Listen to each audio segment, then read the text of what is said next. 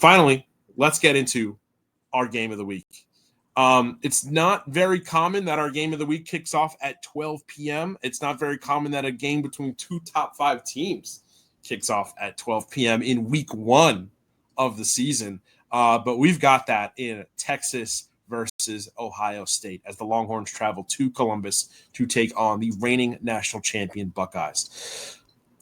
Different looks for some of these teams. Obviously, the Archie Manning era is in full swing down in Austin. For you guys, I mean, where do you feel like the biggest, I guess the biggest difference maker in terms of, some roster turnover this year will be for both teams? I mean, Cole, where do you think Ohio State has kind of maybe gotten some losses and kind of filled that in a little bit? Yeah, I mean, I think the biggest question is going to be quarterback, right? You lose Will Howard. He came in as a transfer last year, just absolutely tore it up and, had a great year, was able to carry them throughout the playoffs. Now you get Julian Sayin, who was originally at Alabama, came to Ohio State, was on the team last year, obviously didn't see too much playing time, but big shoes to fill, right? And then there's the question of, are you going to have the national championship hangover, right? They obviously still have plenty of weapons on the offensive side of the ball. Their receiving core is probably still up there in the top 5, right? So I think, how does their quarterback play? How does that transition from Howard to Sayin happen, and what does that look like? How long does it take him to get rolling? But on Texas's side, right, you obviously have Archie Manning taking over, and that's big. But I think more importantly, on the defensive side of the ball, the person to look at is Colin Simmons for Texas, their linebacker. Had, I think, 9 sacks last year. He's going to be a big-time player for them on the defensive side of the ball this year for Texas. And I think if he can cause some trouble for Ohio State's offense in this game, I just think Texas is too explosive and has too much depth. And I think they're ranked number 1 for a reason. And, I think they're going to go in there and get the W. Yeah, absolutely. Jake, Ohio State, they're the home favorites. Do you feel like, they're getting a little too much preference in the books just because they're the home team this year? No, I mean, here's the thing. It's like, I understand why they're getting the book's favorite, right? Because here's what the stats tell you. It's a first-year starter in Arch Manning, right? It's a guy that every single game, or I guess the 2 games he won for Texas last year when Ewers was down, were against teams that won a combined 7-17.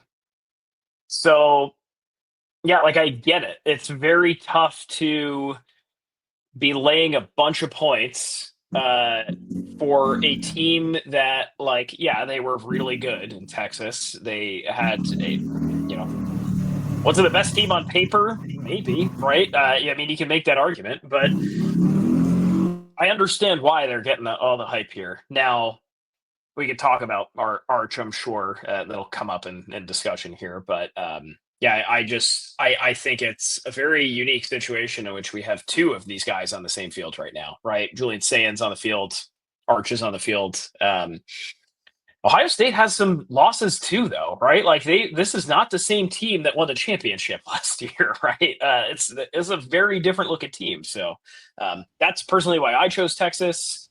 But no, it is not outlandish to me that Ohio State is the home team. They're getting most of the hype here. The books are looking at them as the favorite. That's of no shock to me.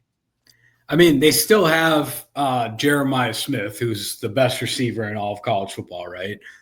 But they lost both their running backs. Trayvon Henderson gone to the Patriots, Junkins gone. So how do they replace those 2 guys? Last year they were such a good 1-2 punch that they were able to utilize in such an effective way. Are they going to be able to do that again this year? And, how does their defense look? I mean, they got Caleb down still. But other than that, there's no one really that sticks out to me. I mean, you lost Jack Sawyer, you lost a lot of guys on the defensive side of the ball as well if you're Ohio State. And I think that's going to be a factor. Absolutely. And let's get into Arch Manning. Obviously, this is fully his team. Cole, when he steps on the field this Saturday in Ohio, what can fans kind of expect out of Arch? I mean, obviously we've seen flashes of him throughout the season, but now this is fully, he is QB1. So where do we feel like is the next step in his progression as a full QB1 at Texas? Yeah, I mean, look, he has a huge advantage, right, on one side, because not only does he come from a football family that's full of Hall of Famers, right, but he's also gotten to sit the last couple of years, learn the playbook, and he's going to know it inside and out. The preparation factor is, there's no question about that. But on the flip side, you haven't seen a lot of live action, right? You've been in a couple of games where he's come in and he's performed pretty well, and he's shown that he can be a dual threat and that he can move the ball downfield and manage a game. But, now you're going to be taking on the load every game. You're going to be throwing 30, 40 passes a game, is he able to do that? How does his accuracy look? I think there's a lot of questions there, and, we'll be able to see it against Ohio State this week of, is he capable of filling those shoes and running that offense? And if I can offer some, I think he can, right? I do think we've seen some good flashes from Arch too. And it's like right off the jump, you can kind of tell he's a little more, he maybe offers some more raw skill than Ewers does, especially can he rip off a run? Sure. Does he maybe have a little bit of a better arm? Time will tell, right? But I think maybe if you work out the kinks that a rookie would make in this scenario, then yeah, he might have his bumps, but I think this is a good test for Arch. And man, talk about a kid that's going to have a spotlight on him if they win this game. It's hard for me to think of a quarterback over the last 3-4 years since we've been doing this show that would have the spotlight on him all year long. And the expectations being literally this kid has to win a national championship, otherwise he's a bust. We didn't have that with Cam Ward, right? I'm even escaping the last couple of years of quarterbacks, but we just haven't had that to the degree that we have with Arch Manning. I feel like if he wins this game. I mean, would you say we had that with Trevor Lawrence? I mean, it's funny because, not to, cross promote here a little bit, but on the Basel pod, Jordan and I were talking about Trevor Lawrence, in relation to the Jaguars in 2025 and just, how people have kind of, his performance in Jacksonville over the last couple of years kind of made people forget a little bit how highly touted he was going into and during his entire time at Clemson. So, I mean, would you feel like the pressure on a guy like Arch Manning right now is kind of similar to what we saw on Trevor Lawrence when he was at Clemson? I think literally it's just because of his last name, right? Yeah, and being at Texas. Yeah, it's Texas and he's a Manning, right? I'm looking at the list now just so we can all be on the same page here. I think we may have, Caleb was a really good example of that, of the first time we had the hype go Jags. Nice. I like the comment there. We can flash that back up, Basel. Why not? Let's talk about the Jaguars. Sure. Thanks, Daniel. Appreciate it. Thank you, Daniel. No, I think maybe we had it with Caleb a little bit, right? Because it was so much talk about, okay, he's going to go, why he wants ownership in the team. I don't think we had it with Bryce Young or CJ Stroud. I don't think it was, these are the best guys in the class, whatever. We didn't have it with Pickett, who was the first quarterback to go off the board in 22. I don't know. I guess Trevor Lawrence is the best comparison. Maybe Burrow. Maybe. Who was it? Shador?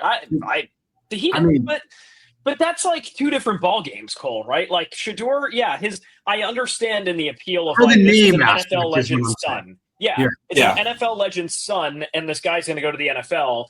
But it's Colorado, right? It's not. Colorado they shut me up last year, right? They had a great season in the ranks of Colorado football. What a hell of a story that's been, but it wasn't Texas, right? Yeah, the expectations aren't the same, right?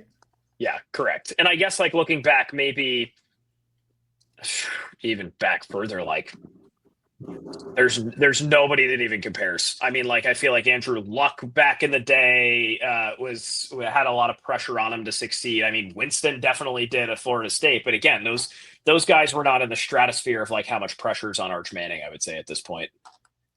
Yeah, I mean, look, the amount of pressure that's on the kid before this game even kicks off on Saturday is immense, right? And it's because of his last name. It's because people have been following him since he's been a freshman in high school, right? Maybe even before.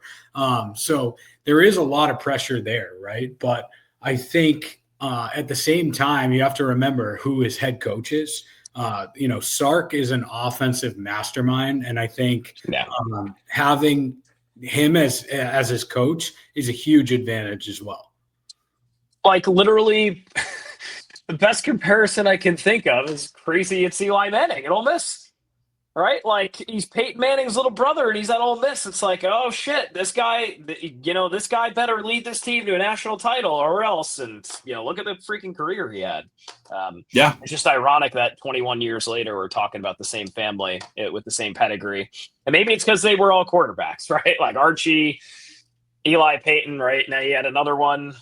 And look, I don't want to overhype the pressure thing, right? Like this kid's probably getting paid a gazillion dollars, and he should have to go. I'm not saying it's too much. Like he should have to be held to that standard, right? But what does that turn into media wise down the road? He wins this game.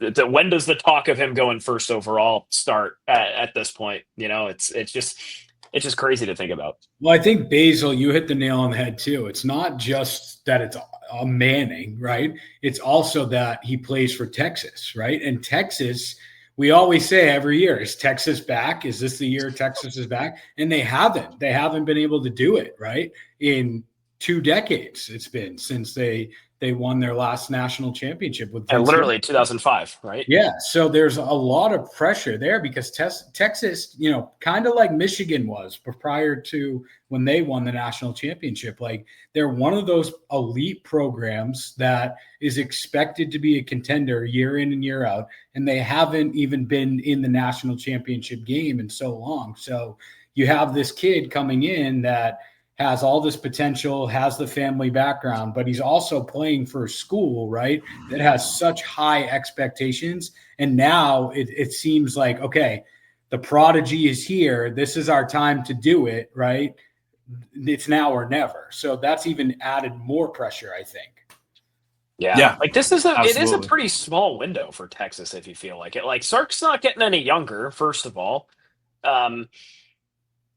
You can't predict how rosters will look in the future, especially in this age, right? But I agree with the overall point that like this may be do or die mode for Texas right now, right? Just because I'm sure they're so fed up with the talk of like, is Texas back? Blah blah blah. Like they're back, right? They're in the top 4.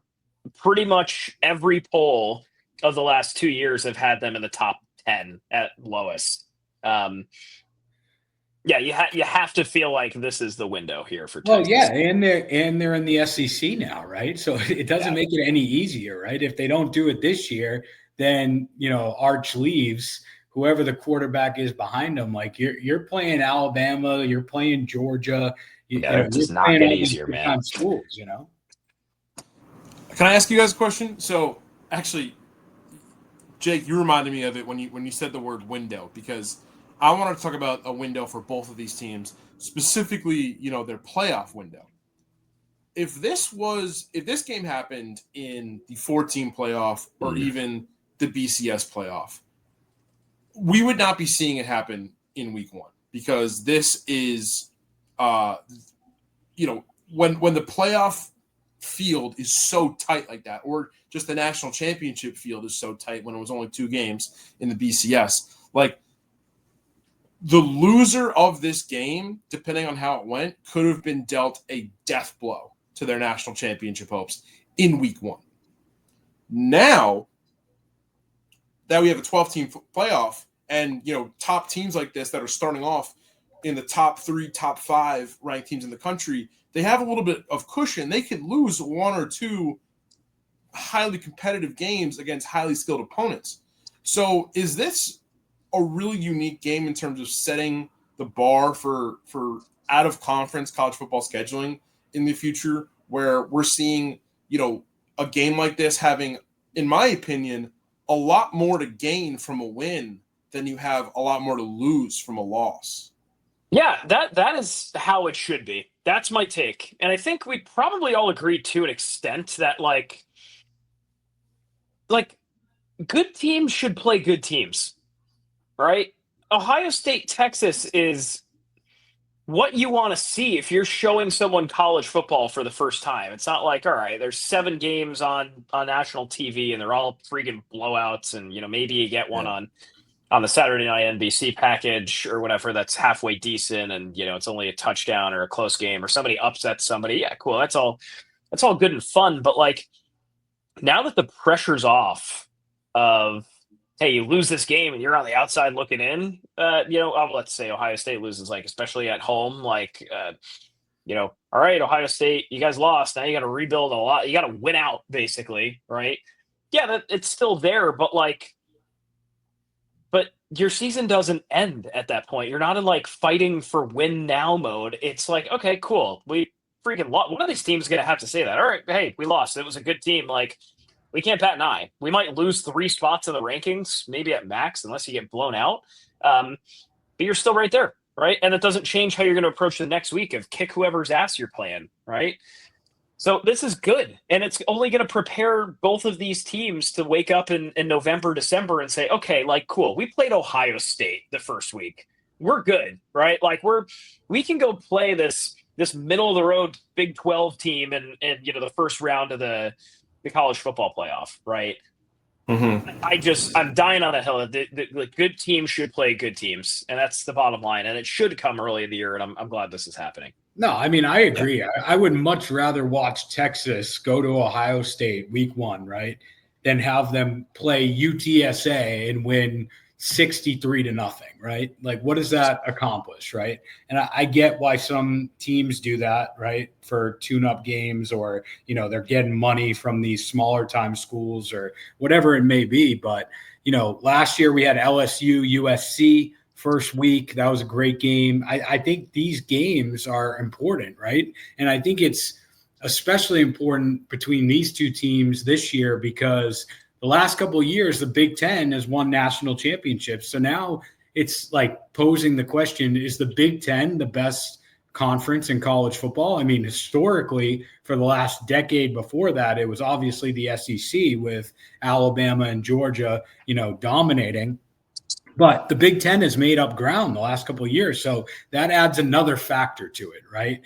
Who is the top premier conference in college football? So I think it's great for the game. It's great for fans to have it this early on. And, like Jake said, even if a team loses, it's a non-conference game, right? So they can still go win out their conference, play in the conference championship, get a bye, even if they lose this game, right? So I definitely think that the pros outweigh the cons. Yeah, absolutely. And let's kind of go around the horn and give our thoughts on how this game's going to go.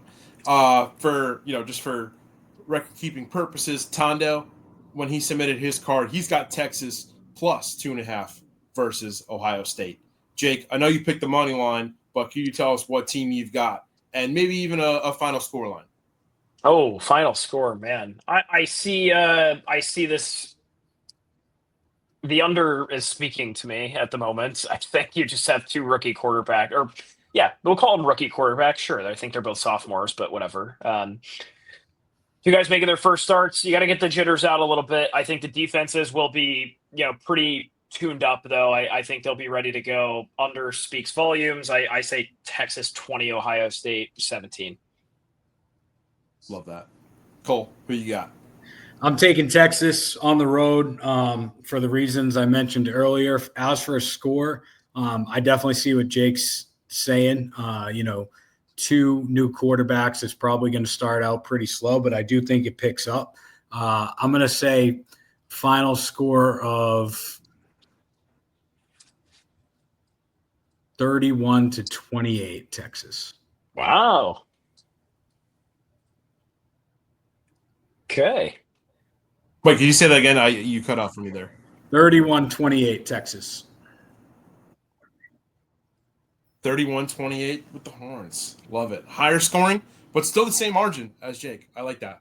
Yeah, I mean, look, I hate for us to go 4-for-4 here, but I think I'm also going to go the Horns. I know Tano took the spread on Texas, but I think if he had to pick, knowing him, he'd pick the money line. Yeah, I think this is it. This is the make or break year for Texas to finally, shirk the "is Texas back" question, and what better way to do it than with a win at Ohio State? So, giving the Horns by a margin of 24-21.